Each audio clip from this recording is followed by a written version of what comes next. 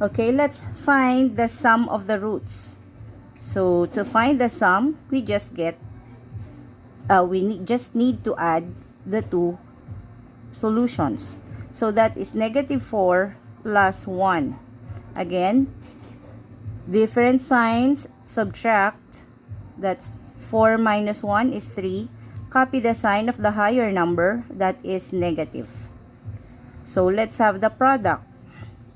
For the product of the roots, we have negative 4 and positive 1. What is negative 4 times 1? The answer is negative 4. Different signs will have a negative product. As we know, our sum is negative 3 and our product is negative 4 from solving given the roots. Now let's use this sum of the roots and the product of the roots formula. So we have the negative sign and the b.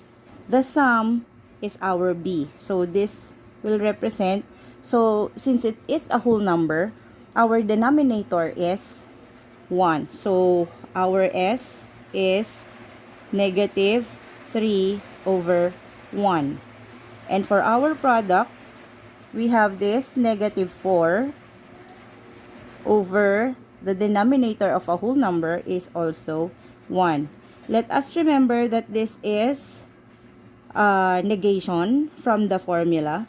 Therefore, our value of b is equal to positive 3. Our value of c is negative 4. While our a, as you see in the denominator, is 1. Now, we can write the equation, the quadratic equation, by using the numerical coefficients of a, b, and c.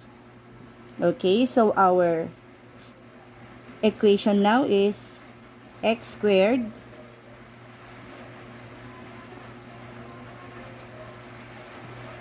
plus b is 3x, and our constant is negative 4 is equal to 0.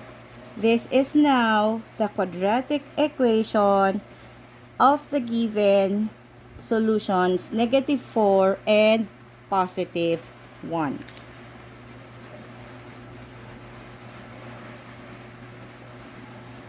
We found that the quadratic equation of this given roots is x squared plus 3x minus 4 is equal to 0. That is using the sum and the product of the roots. This time, let us use the long method of finding the equation of a given quadratic. Given these two roots, we have x plus 4 and the other one is x minus 1 is equal to 0. How did we get this? It's from x sub 1 is equal to negative 4. We need to equate it in with 0. Therefore, this should be added with its inverse on both sides. So, we now have is equal to 0 and x plus 4.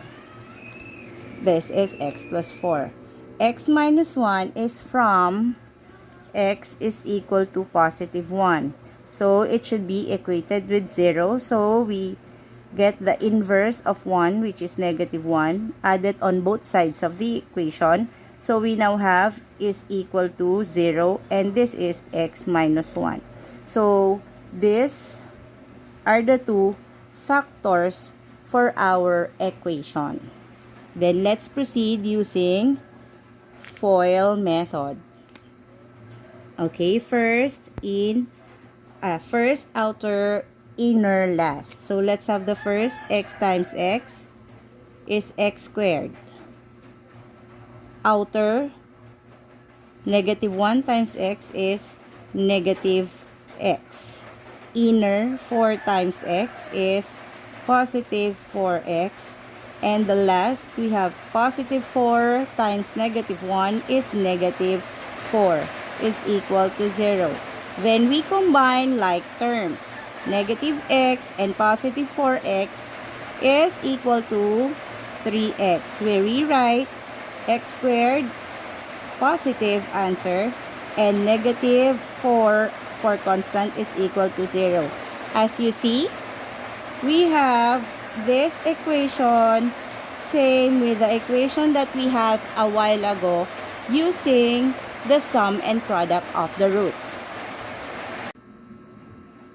Okay, for our next given, using the roots, negative 3 and positive 1/2, we are going to find the quadratic equation. So, sum of the roots is equal to negative b over a, while the product of the roots is equal to c over a. So, let's get the sum of the two. We have negative 3 plus 1/2.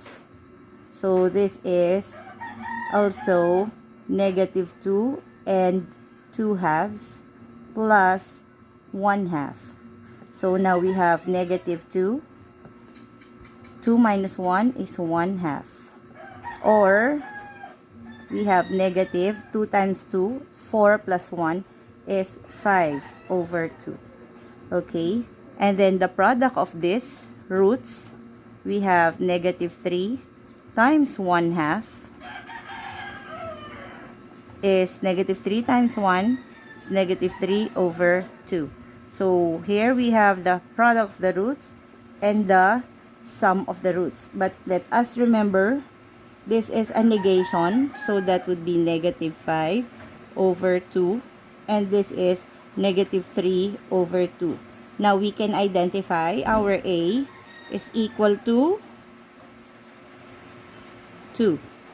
Our B is equal to, so negation is not included, so we have positive 5, and our C here is negative 3.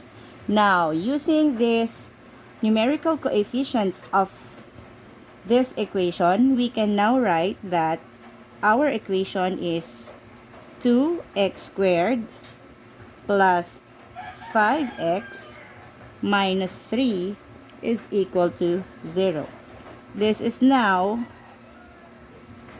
our equation of the quadratic function from our roots using and applying the sum and the product of the roots. Okay, let's find the quadratic equation given these two roots. So, applying the sum and product of the roots, we have, again, the formula for sum is negative b over a, while for product of the roots, we have c over a. Now, let's add these two. We have 2 plus the square root of 3 and 2 minus the square root of 3. So, positive and negative of the same given, so that is equal to 0. So let's just cancel, and then 2 plus 2 is 4. So our sum of the roots is equal to 4. So that is the equivalent of negative b over a. So the denominator of 4 is 1 since it is a whole number. So our b is the negative and negative 4. Why is it like this? Because if we multiply negative and a negative number, negative 4, the answer is positive. That's why we rewrite it this way. So our B in this case is negative 4. Okay? So let's have the product of these two. So we have 2 plus 3 square root of 3 and 2 minus the square root of 3. Applying sum and difference of two binomials, we use the special product. 2 times 2 is 4. Square root of 3 times square root of 3 is square root of 9. Using the difference sign, so we have 4 minus the square root of 9 is 3. So the answer is 1. So our C over A is equal to 1. The denominator of a whole number is 1 also. So this is 1 over 1. So now we have the value of C, which is 1.